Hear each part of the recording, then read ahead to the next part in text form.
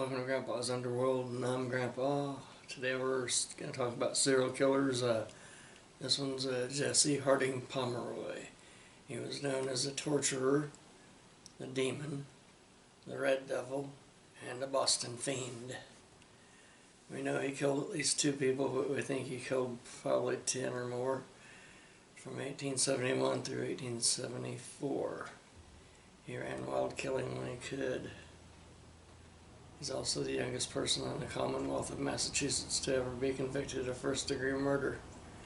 His father, Thomas J Pomeroy, was in the U.S. Civil War. His mother was Ruth Ann Snowman. He started attacking people in 1871. He was extremely mean.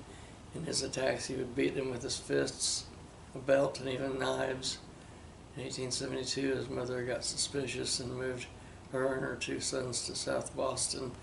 As he continued his bad behavior, he was eventually arrested. He was sent to the state reform school for boys at Westborough, Massachusetts. Because he was a minor, the findings were that he was mentally deficient. In February 1874, he was 14 years old. He was released to his mother, who by that time owned a dressmaking shop, and his brother Charles, who was selling newspapers, and he was 16. In 1874, Kate Curran was the only 10 years old when she was missing and found dumped in his mother's shop in the basement. The same year, a 4-year-old little boy was Horace Millen, who was found on the marsh, and his body had been mutilated. The police had nothing but a gut feeling and picked him up. The police took him to Horace's body and asked him if he'd killed him.